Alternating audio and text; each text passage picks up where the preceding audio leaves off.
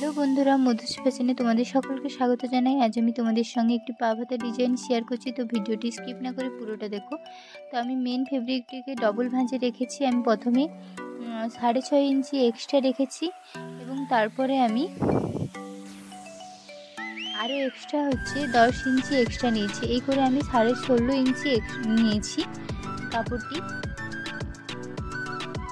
তো এভাবে আমি প্রথমে 6.5 ইঞ্চিতে দাগ করে নিয়েছি। ওই অংশটা আমার কুচি হবে এবং আমি উপর থেকে 2 ইঞ্চি এক্সট্রা রেখেছি। যতটা আমার লম্বা হবে, লেন্থ হবে, তার থেকে আমি 2 ইঞ্চি এক্সট্রা নিয়ে রেখেছি।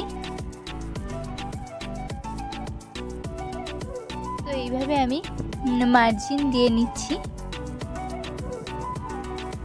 তো আমি এখানে 6.5 ইঞ্চি এক্সট্রা নিয়েছি কুচি দেওয়ার জন্য। তোমরা যদি আরও বেশি কুচি চাও তো আরও বেশি কাপড় ইউজ করতে পারো।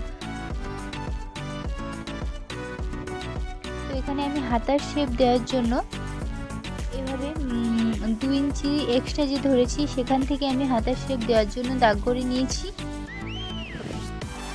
আমি উপরে 2 ইঞ্চি এক্সট্রা নিয়েছি যাতে আমার পা হাতাটা বেশি খোলে, তার কারণে।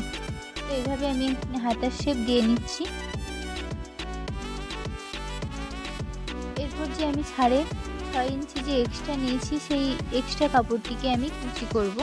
তার আগে আমি একটি হাতার শেপে কাপড়টি কেটে নিচ্ছি।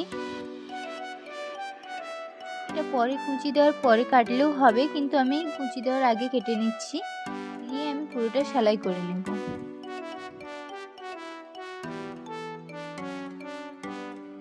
তো আমি এভাবে কাঁচি দিয়ে কাট লাগিয়ে নিচ্ছি আমার বোঝার সুবিধার জন্য, যাতে কাপড়টি কোনোভাবে সরে না যায় মাপ থেকে। তো এভাবে আমি কুচি লাগিয়ে নেব।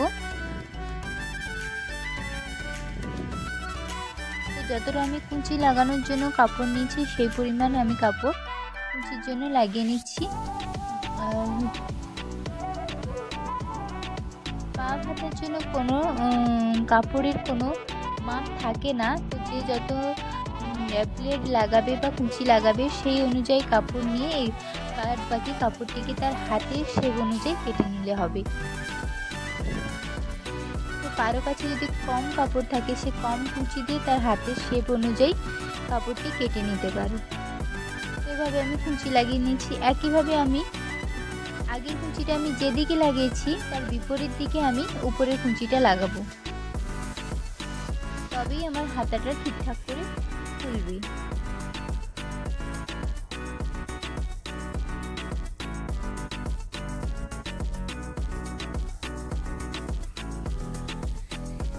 যদি কারো মনে হয় যে হাতা শর্ট হয়ে গেছে, তখন তারা কি করবে, এক্সট্রা যে কুচি নেওয়া হয়েছে তার মধ্যে কিছু কুচি খুলে তার হাতের শেপ অনুযায়ী, সে মেজারমেন্ট অনুযায়ী সে করে নিতে পারে। এতে কাপড় কোনো কম বেশি হবে না। তো এরপর আমি মোহরির জন্য একটি আলাদা কালারের কাপড় নিয়েছি যাতে দেখতে সুন্দর লাগে, তার জন্য এভাবে আমি সেলাই করে নিচ্ছি মোহরি বরাবর বসিয়ে।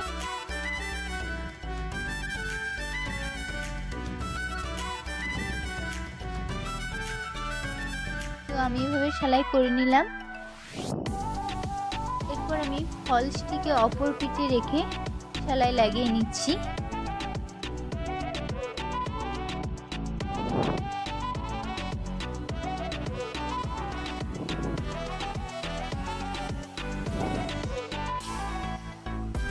এরপর আমি পুরো কাপড়টিকে এইভাবে ভাঁজ করে ঢুকিয়ে নিয়ে সেলাই করে নেব এবং পরে আমি ভিতর থেকে কাপড়টি বের করে নেব।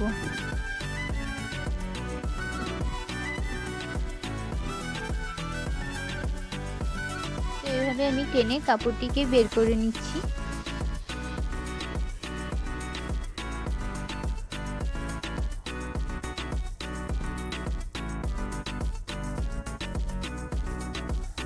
তো এরপর আমি আরও ফিনিশিংয়ের জন্য আমি উপর থেকে একটি পাড় লাগিয়ে নিয়েছি যাতে আমার হাতাটি দেখতে সুন্দর লাগে।